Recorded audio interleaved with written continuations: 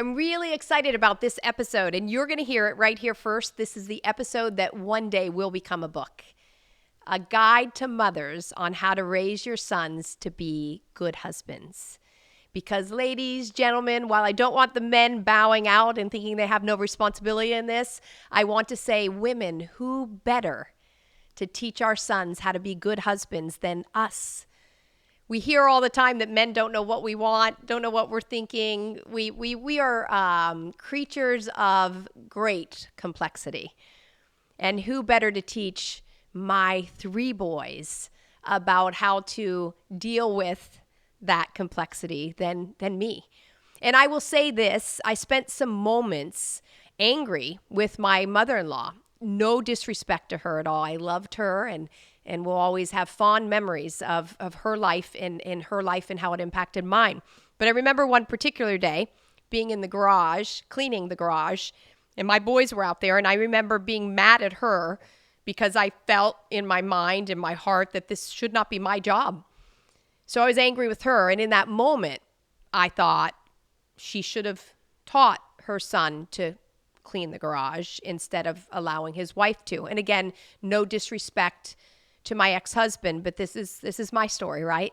This is my opportunity to share how we as women can impact our young men to be amazing husbands. So I said to my boys, always honor and respect your dad. But right now, what you see happening, he should either be out here with me, he should be here instead of me. We should be trading off. You do the garage, Susan, while I do this, Susan. But this should not be me sad. And here's that word again I've used throughout several of these episodes, brokenness in the situation I was in. And it was my opportunity to teach my boys what their behavior ought to look like, but also to teach them that part of their job, commanded from God, is to honor their father. So I had to really sort through how I felt or didn't feel. And I remember my mother-in-law telling me a story of the time that she came home and her husband was sitting on the front porch and the lawn was up pretty high to the knees, and she went out and mowed the lawn while he sat on the porch. And I also therefore had to have empathy because this is how she grew up and what she learned and what she lived. Because oftentimes as women, right, we just, if the job needs to be done, we do it ourselves. And again, I am not here to speak disparagingly about anyone, but just to speak my truth, right? One of my episodes will be entitled Truth or Dare. Do you dare to tell the truth and hear the truth? And I recognize as I speak today that my truth will not be everyone's truth. But I also recognize that there is value for us to speak and share and allow others to learn from us. And that has always been my goal. And I remember about 14, 15 years ago, sitting at Montverde Academy, Coach Sutton, and I was watching my boys play while I was typing the beginning of this book, A Guide to Mothers on How to Raise Your Sons to Be Good Husbands. And I knew in that moment, if not me, then who? If not me as a woman to teach my boys what I need and how they should respond to a woman's need, then who? And we did simple things, like it's silly. One day, standing in the kitchen with Paul, and we were washing dishes. And our hands, I was washing, he was drying, and a song came on the radio, and I said, son, and he was a teenager, a young teenager. When you're older and you're in the kitchen with your girlfriend or your fiance or your wife, a moment just like this, stop what you're doing. I shut the water off. I dried my hands and I said, and take her in your arms and dance with her. And he's like, Mom, like the box step. So anyway, neither one of us were great dancers. But the point was, I wanted him to know this is a moment where the music keeps playing and everything stops and you think about. I equally remember one time, and I told somebody this yesterday, and in the moment I thought, wow, I've had so many days on this earth. I'm able to provide some really brilliant advice that I didn't always know myself. So ladies, I'm going to tell you this as well. Don't parent out of emotion. Don't make it about you and your feelings being hurt. And by the way, that can go into management and leadership as well. So I remember one time, again, happened to be Paul. Sorry, Paul, you're going to get a lot of honorable mentions here today. It happened to be Paul, and he was rude and mean and just ran up to his room. And I didn't chase him, ladies, because we've all been there. We chased after our kids, right? To make our point, to let our feelings be known. I let him go. And when he came down later, I looked at him very emotionally calm and said, Paul, I wanted to share how you made me feel when you said and did what you said. And I said, and I know this about you, like you love me and your sister more than any woman in the whole world. And I know you wouldn't have wanted to make me feel that way. So I just want you to know how what you said made me feel, because I know that's not your heart. And I remember, and I pray as I say this out loud, and I know Paul will listen to this, and I know Daniel will, and so will Tyler. I hope Paul remembers that moment. He was standing on the stairs, I was standing in the kitchen, and that he will learn and remember that it's not what you say, it's not whether you're right or wrong. How do you want the person that in that moment you love pretty much the most? And again, we're talking about marriage, right? So hopefully the most. How do you want them to feel? I also have to shout out to Coach Mayberry, who had some really great conversations with my boys. And they came home and shared those conversations about what they want and how they want to make the woman that they marry one day, who will be the most significant woman in their lives, how they want to make her feel. So I'll also suggest women, as we're raising our sons to be good husbands, you have to pay attention to who's talking to them and who's teaching them, and have open conversations. So while I'm really conservative, we had some great conversations, yes, about sex. Yes, about the difference between boys and girls. And we had those at the dinner table. And I remember one time very specifically, again, so sorry to my ex-husband, but he abandoned the table and was like, I do not want to be part of this conversation. The boys lingered, and Jessie was there, and her boyfriend was there as well, lingered after dinner for the longest they've ever lingered, because it was an appropriate conversation, but it was timely and it was open. And again, even with all my conservatism, it was a great conversation. So the willingness to listen, pay attention to who's in their life, what they're talking about, and where they're at right now in the moment, I think is just a great guide. I remember driving to Sarasota to see my mom with Tyler. Tyler was driving. I said to Tyler in the moment, Tyler, when you're driving with your girlfriend or your wife one day in the car right now in a moment like this, just reach out and touch your hand. Don't expect anything. Don't ask for anything. Just reach out and touch your hand, because, Tyler, that's what a woman needs. And again, women, to be fair, maybe not all women need that. That's what I needed. And that's what I was able to teach my boys. And I think, by the way, my boys all love deeply. And they are good young men with flaws, like we all have, but their willingness to listen and hear. I, again, had rules different than other families, but I won't share all those rules today because it probably isn't appropriate. But we had rules in our home. We had standards in our home. And I think it was really important for my boys to, again, we were able to have conversation, but they had rules and standards that they needed to live by. I also told Tyler when he took a young girl to the movies one day, listen, Ty, I'm going to tell you something really valuable. You pick her up at her door and you return her to her door. And while I would like you to make really good decisions while you're out with her, you want her dad to say yes to wherever you want to take her, you greet her at her door, you shake his hand, you make conversation, and you return her to her door. And I guarantee you, her parents will say, oh, it's Tyler. Yes, you can break your curve for you. Oh, it's Tyler. Yes, yes, yes. And again, at the same time, I did my very best to teach my boys things like that's someone's daughter and that's someone's sister. So we had those conversations. Again, I'm a little conservative about strip clubs, about sexual activity, that's someone's sister and that's someone's daughter. And if you make too many decisions with somebody that's not the right one, what happens when you find the right one if that bothers her? So be choosy is what I taught my boys. And then it's a journey. I want everybody to know this is a journey. So now Tyler's married 10 years, right? He has Sarah and he has Benson and he has Olivia. And I remember, no offense, Tyler or Sarah, one conversation, Tyler jokingly called Sarah stupid. Couple times jokingly. And I pulled him aside next day, next time we saw each other and said, Ty, no. He's like, Mom, I'm joking. And I said, and Sarah, I love you very much. I said, at some level, you're not joking, and she is your wife. You should never call her stupid. She should never be the brunt of a joke that has the word stupid in it. And I said to myself afterwards, if I don't teach Tyler that, who will?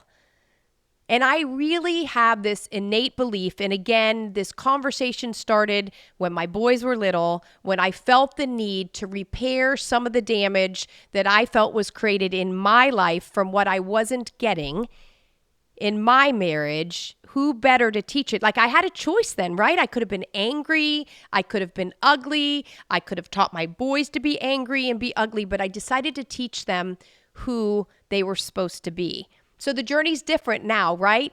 Just the other day, Sarah and I are taking tennis lessons, watch out world, because we are getting really good. And Tyler wanted to join us.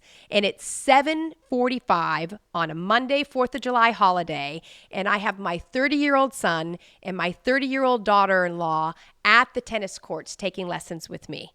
And Tyler and Sarah are volleying back and forth. And the tennis pro says, smart man, Tyler, for not putting a spin on that. You have to go home with her.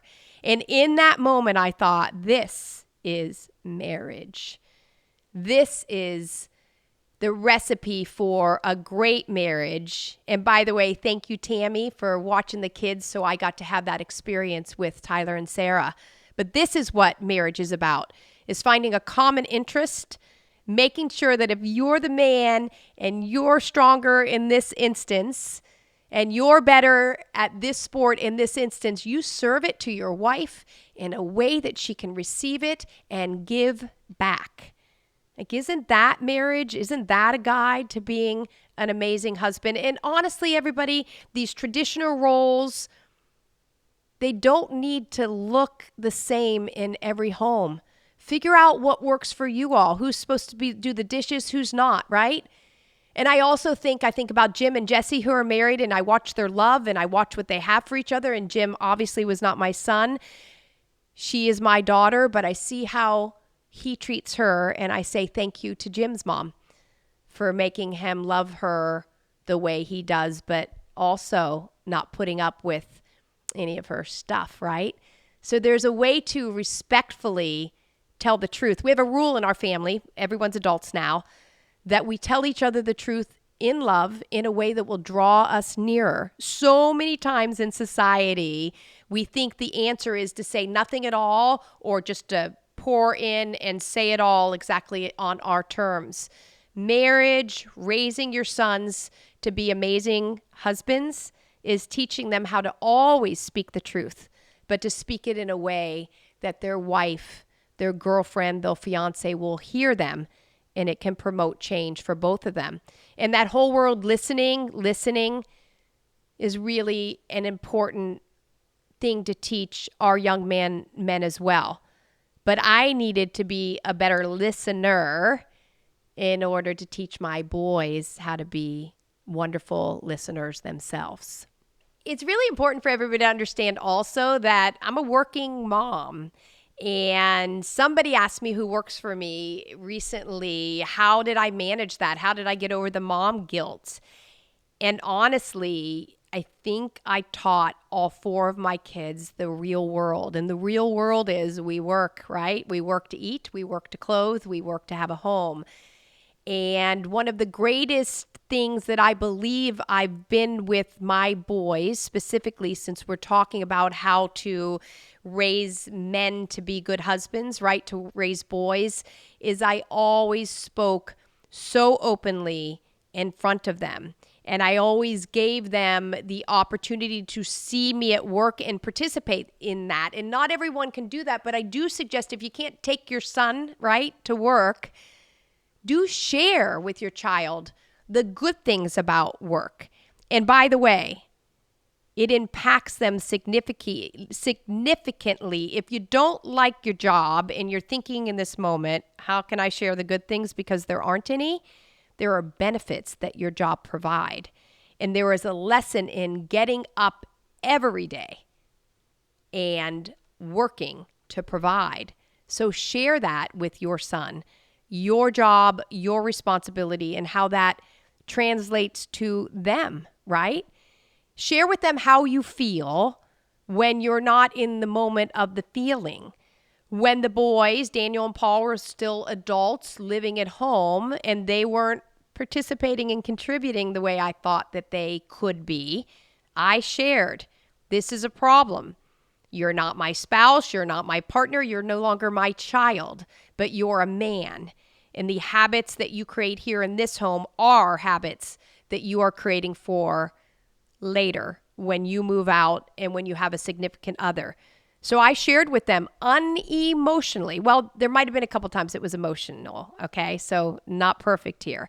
But the most profound opportunities to teach them who to be and how to be for their future was when I shared with them emphatically, but unemotionally, what I needed from them and how them not contributing made me feel. And back to the conversation that I've had with my boys their whole lives is how I feel is someday how you will make your significant other feel, and won't she be your choice for a lifetime?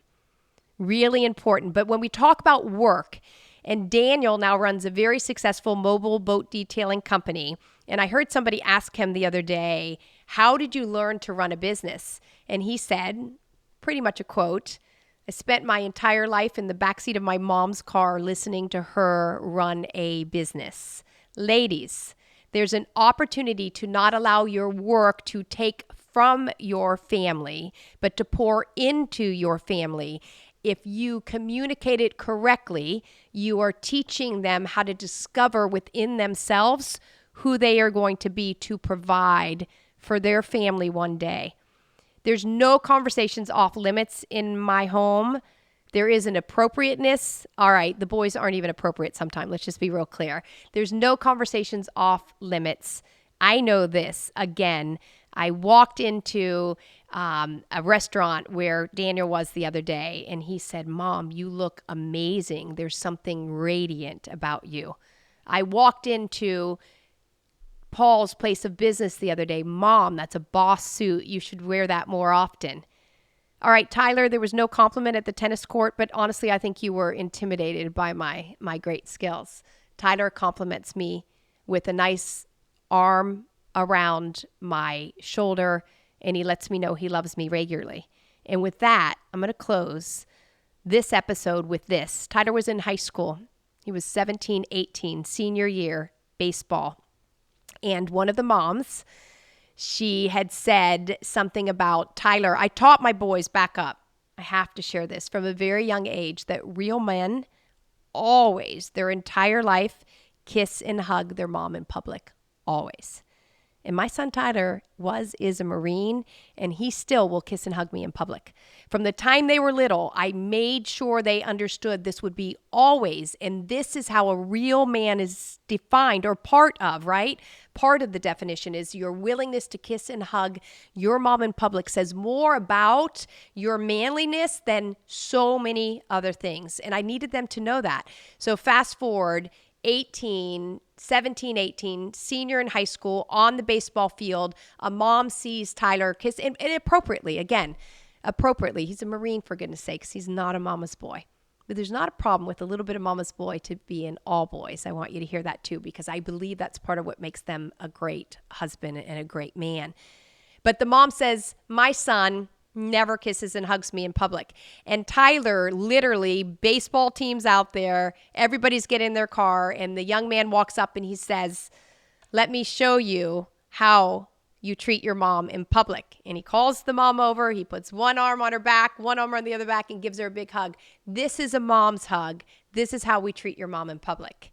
And it was nice. It wasn't demeaning. And she saw Tyler months later and said, thank you so much, because my son now will kiss and hug me in public. You can't convince me that wasn't a moment for them, for their lives. And it's because Tyler was raised to know that's how you treat your mom. And there is zero perfection in our lives, and we are learning over and over again. And equally as much as I have taught my children, they have taught me. again, back up, Paul was living at home still. They had hurt my feelings, and I was going to do what us women do, right? Get upset and then just abandon the conversation. And Paul looked at me and said, Mom, is this really what works? I'm here. I'm going nowhere until we solve this.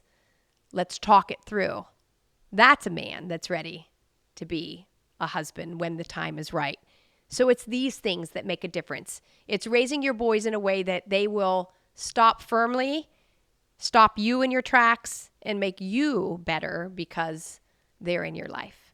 So no greater reward than being a mom, Jesse, you too, but a mom of 3 men that will be flawed, will have to stop and apologize and regroup, that will do life with mistakes. But I believe that each one of them, and Tyler is there making improvement every day, will be amazing husbands. And I believe part of that has to do with a legacy that I chose to pour into instead of any other decision. So again, here we are, end of another episode. I trust that there'll be a takeaway for you, a lesson, a memory, a moment. Let me know what some of those are, or if not me, let somebody know what some of those are. And by the way, if you don't have sons, if you don't have daughters, pour in to whomever you can, because these lessons can go beyond and extend beyond your own family. And while I thought I was done, all those years in basketball, I remember one of the young men, because we use I love you regularly, and not without great feeling and great emotion. So one of the young men, one of the basketball players, like, we don't ever say I love you in our house unless something tragic has happened.